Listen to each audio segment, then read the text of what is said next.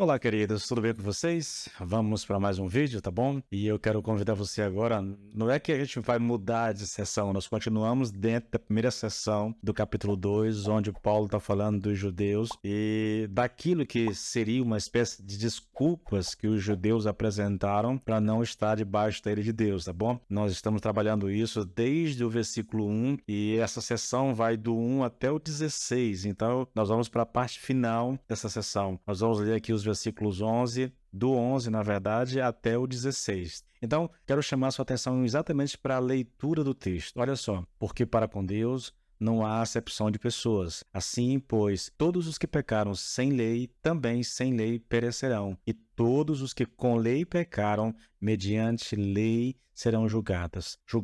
Porque os simples ouvidores da lei não são justos diante de Deus, mas os que praticam a lei hão de ser justificados. Quando, pois, os gentios que não têm lei procedem por natureza de conformidade com a lei, não tendo lei, servem eles de lei para si mesmos. Estes mostram a norma da lei gravada no seu coração, testemunhando-lhes também a consciência e os seus pensamentos, mutuamente acusando-se ou defendendo-se, no dia em que Deus, por meio de Jesus Cristo, julgar os segredos dos homens de conformidade com o meu evangelho. Esse é um texto extremamente interessante e a gente percebe aqui, de cara, na leitura do texto, que tem alguma coisa errada nesse texto.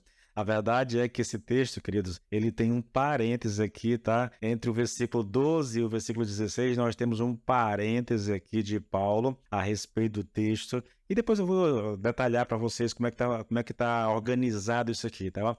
Mas é porque quando a gente lê o versículo 16, parece que não faz sentido com aquilo que foi lido no versículo 15, né? É por causa desse parêntese que depois eu vou explicar, tá bom? Então, veja só, observe aqui como é que Paulo começa esse versículo. Ele diz por quê? E o porquê aqui, porque junto, né, é uma explicação, vocês sabem disso. Quando eles estão separados, nós estamos perguntando.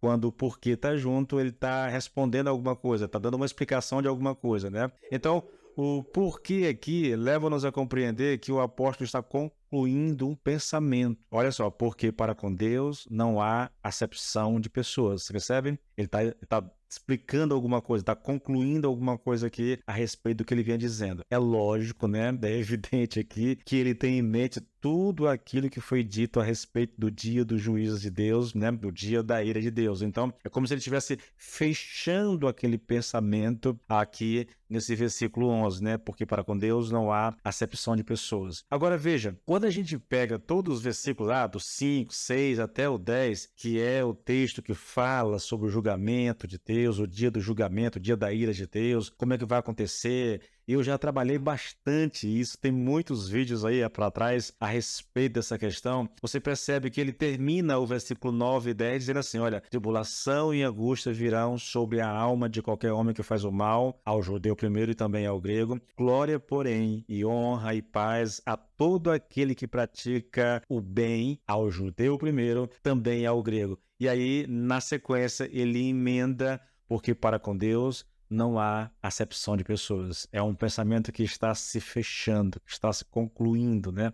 É muito interessante isso, querido, tá bom? É uma forma de você entender o que Paulo está dizendo. Agora, dito isso, eu queria relembrar aqui como foi que o apóstolo aqui, como Paulo, na argumentação que ele vem elaborando aqui para provar que toda a humanidade está debaixo da lei de Deus, como é que ele chegou ao dia do juízo? Olha, aqui tem uma coisa que eu gostaria de chamar muito a sua atenção, viu? É a repetição. A repetição é uma coisa importantíssima no aprendizado. Para você ter uma ideia, porque eu já preguei esse texto na rádio, porque eu já preguei isso nas células, eu estou pregando aqui agora, então eu estou pela terceira vez ensinando o mesmo texto.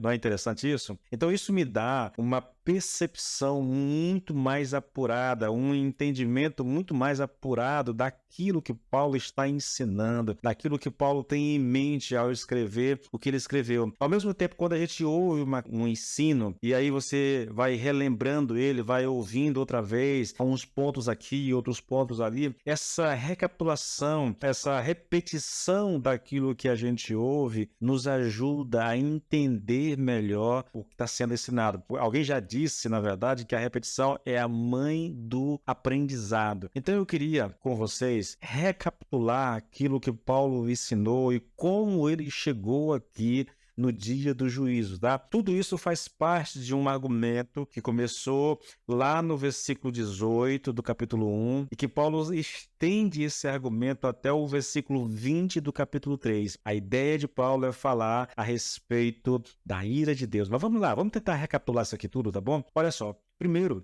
a questão é como é que Paulo chegou ao ensino, a essa sessão onde ele fala do dia do juízo, né? Como é que ele chegou nesse ponto? O que ele vem ensinando para chegar nesse ponto? Isso tudo está em vídeos anteriores, mas eu queria fazer uma recapitulação geral para que isso fique mais claro. Se você é alguém que vem acompanhando os nossos vídeos, isso vai te ajudar bastante a compreender tudo aquilo que eu venho ensinando aqui, tá bom? Então vamos lá. Primeiro ele disse que os gentios estavam debaixo da ira de Deus e a seguir ele descreve aquilo que eu chamei de processo de desconstrução da natureza religiosa e moral do homem. Tudo começa com a rejeição do conhecimento de Deus. Lá no versículo 19 do capítulo 1, 19, 20, 21, 22, tá? Ali começa. Ali nos é apresentado a rejeição do conhecimento de Deus. O homem rejeita esse conhecimento. Depois que ele rejeita, ele substitui o conhecimento de Deus pelas suas próprias ideias, pelos próprios pensamentos e raciocínios, né? A consequência da rejeição do conhecimento de Deus e da substituição desse conhecimento pelo conhecimento humano leva àquilo que Paulo chama de obscuridade do coração. Ou seja, ele está dizendo que quando o homem faz isso, quando o homem rejeita o conhecimento de Deus e substitui esse conhecimento pelo seu próprio conhecimento, o coração dele entra em modo de trevas, né? O coração fica obscurecido, há trevas sobre o coração. E a consequência lógica de um coração em trevas é aquilo que ele chama de loucura, de confusão. É isso que ele diz aqui, querido. Olha, e proclamando-se a si mesmos como sábios, tornaram-se loucos. Esse é um texto emblemático demais. Primeiro, na primeira parte da declaração, nós temos a opinião que o homem tem a respeito de si mesmo. Eles estão se proclamando, se autoproclamando como sábio. Eles estão se parabenizando pela inteligência, pelo conhecimento que têm, pelas suas ideias, por tudo isso. Mas essa é a percepção que o homem que rejeitou o conhecimento de Deus, que substituiu o conhecimento de Deus pelo seu próprio conhecimento, que o coração ficou em trevas, agora ele se vê como um homem sábio. Mas aí a segunda parte do versículo diz assim, proclamando-se sábios, tornaram-se loucos. O tornar-se louco aqui é a percepção que Deus tem desse homem. É o conhecimento que Deus tem desse homem. Por um lado, o homem se vê como sábio, mas aos olhos de Deus eles são loucos, porque rejeitaram o conhecimento de Deus, porque substituíram o conhecimento de Deus pelo seu próprio conhecimento. Bom, só que a loucura aqui, queridos, ela não é o fim do poço, entendeu? Ainda não é a parte final, não é o processo final nessa desconstrução. Tem mais ainda, essa atitude do homem, essa atitude deslocada do homem, de proclamar a si mesmo como sábio porque rejeitou o conhecimento de Deus, leva o homem à idolatria. É uma coisa assim, simplesmente assustadora, né? Eu diria que essa é uma das situações mais trágicas da história da humanidade, sabe? O homem rejeita o conhecimento de Deus e porque ele rejeita o conhecimento de Deus, ele cai na idolatria. Se você tem dúvidas sobre esse processo, é só você olhar o Velho Testamento, leia a história, 1 Samuel, na verdade 2 Samuel, o livro de Juízes, 1 Reis, você vai perceber isso nos livros históricos. Quando o povo vira as costas para Deus, a primeira reação deles é idolatria. Eles rejeitam o conhecimento de Deus e caem na idolatria. Mas a idolatria ainda nem é o fundo do poço, realmente, né?